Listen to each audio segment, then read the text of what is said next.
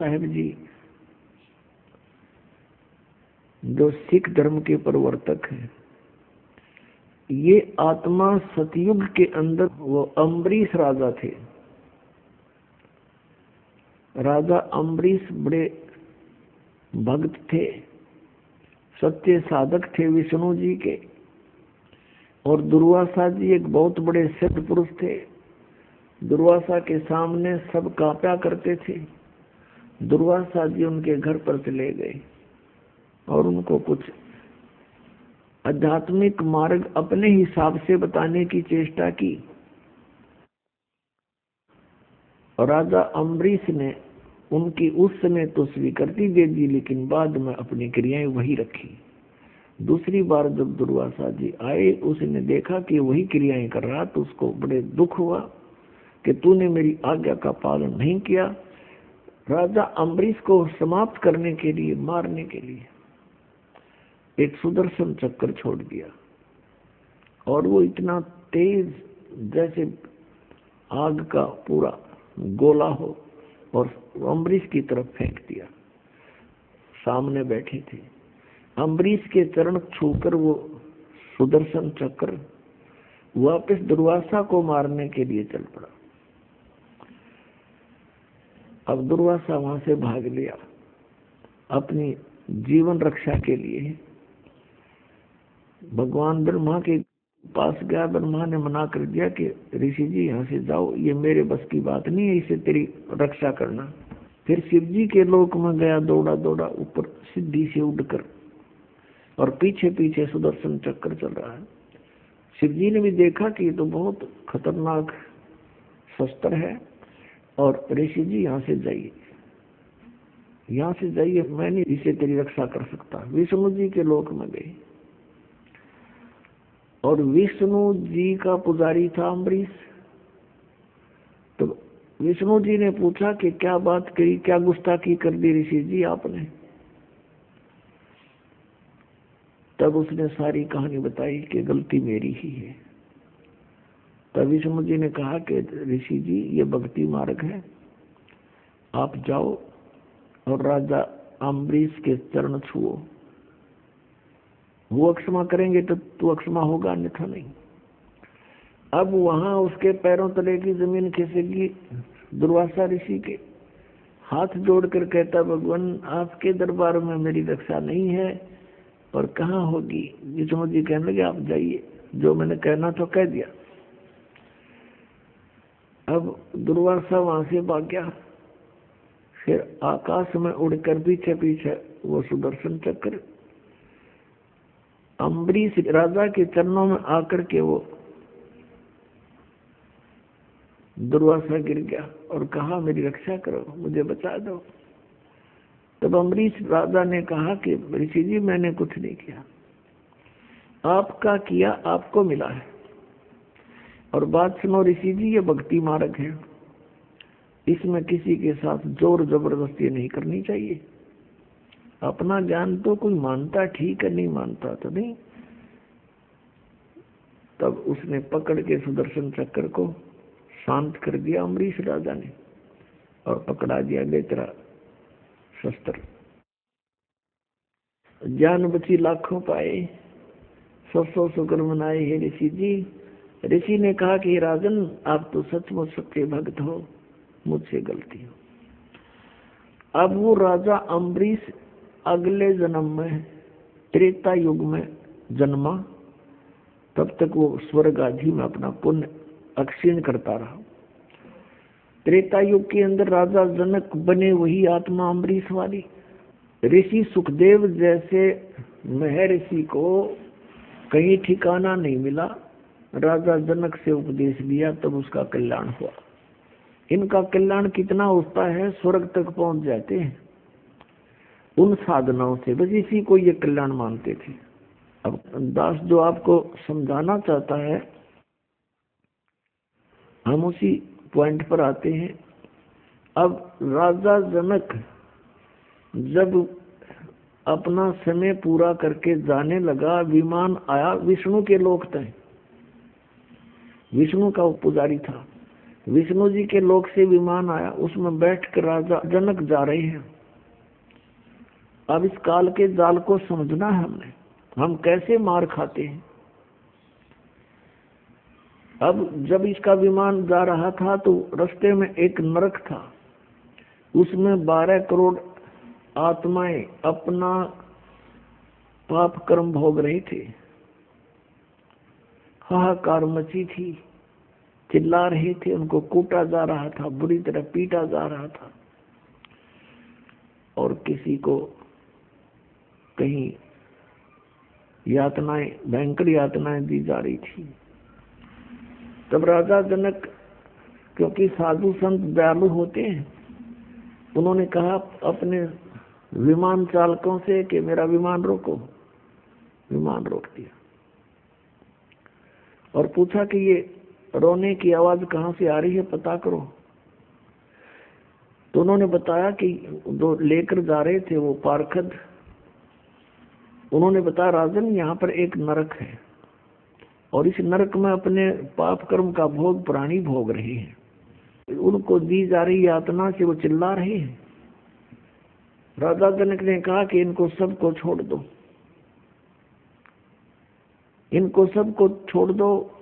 तब उन पार्षदों ने कहा कि राजन यहाँ आपका आदेश नहीं चलेगा, यहाँ तो धर्मराज का आदेश चलता है। तब उस राजा जनक ने कहा कि धर्मराज से मेरी बात कराओ। धर्मराज वहीं पर आ गए और कहा राजन आप चलिए, आप तो स्वर्ग के अधिकारी हो, ये तो नरक है। तब राजा जनक ने कहा कि आप इन सबको छोड़ दो और मेरे साथ स्वर्ग भेजो तो मैं जाऊं, नहीं तो मुझे यही छोड़ दो, मुझे भी इनके पास ही छोड़ दो। अब इतने दयालु थे पुण्यात्मा, ये दयालुता के काम आवेगी हमारे इस तरह की, हम मार यूं खाते हैं। अब धर्मराज ने कहा कि ऐसे नहीं आपको यहाँ छोड़ सकते, आपको स्वर्ग के अधिकारी हो, स्वर्ग जाना पड़ेगा, ये नरक के अपना भोगी कर्म, यहाँ तो जैसा कोई करेगा वैसा भोगना ही पड़ेगा। तो राजा जनक ने कहा कि फिर मुझे भी यहीं छोड़ दो, मैं नहीं जाने का। फिर धर्मराज ने एक विकल्प निकाला कि ऐसा करो, आप अपने कुछ पुण्य दे दो इनको, अपने पुण्य संकल्प कर दो, उन पुण्यों के आधार से इनको तेरे साथ वहां भेज देंगे। राजा जनक ने आधे पुण्य दे दिए अपने सारे।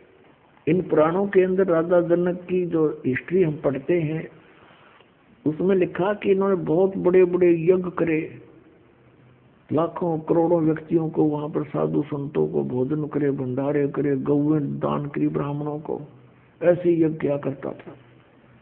अब जो पुण्य किए थे उनमें से आधे उन 12 करोड़ को दे दिए। वो 12 करोड़ आत्माएं नरक से निकाल ली गई, विमान में बैठा करके उनको भी राजा जनक के साथ स्वर्ग भेज दिया।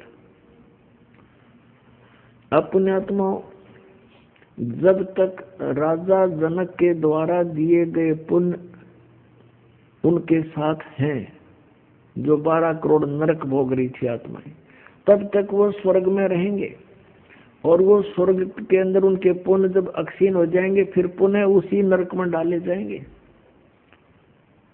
क्योंकि उनका फिर वो पाप कर्म भी अभी शेष है। और दूसरी तरफ राजा जनक के आधे पुण्य तो वहां गए, बाकी इसने वहां स्वर्ग के अंदर नाच कूद करके, गाने गुने देख सुन के वहां किए, इनके कर्म बिगड़वा दिए, पुण्य समाप्त हो गए। उसके बाद फिर राजा जनक का जन्म हुआ, उसी आत्मा का, अमरीश वाली आत्मा का। भारतवर्ष में पहले ज्वाइंट भारत था, जो पश्चिमी पाकिस्तान के तलवंडी गांव में श्री कालूराम मेहता खत्री अरोड़ा के घर पर, और उनका नाम रखा गया नानक चंद।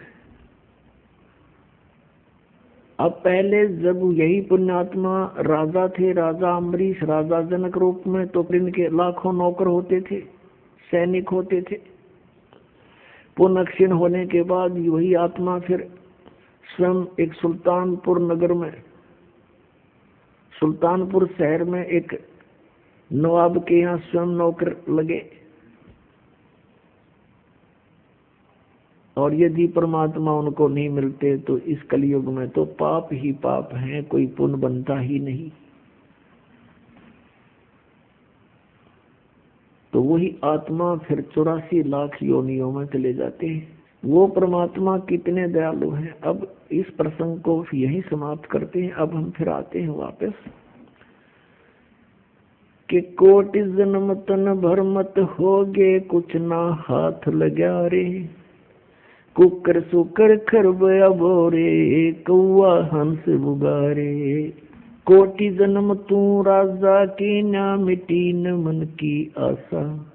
भिक्षुक होके दर दर घूम्या, वो मिला ना निर्गुण रासा।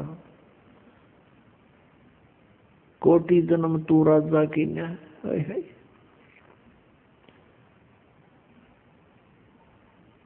और मिटी न मन की आशा। जैसे पहले जन्म में कोई राजा बनता है तो भी वही इच्छाएं होती हैं।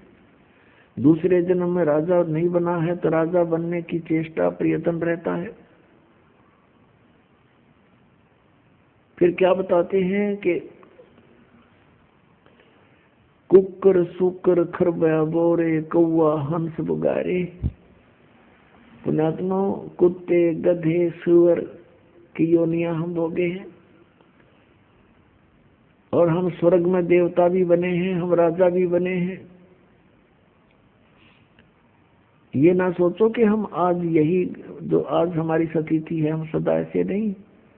और 84 लाख योनियों में भी हम गए हैं, कुत्ते गधे के शरीरों में भी हम रहे।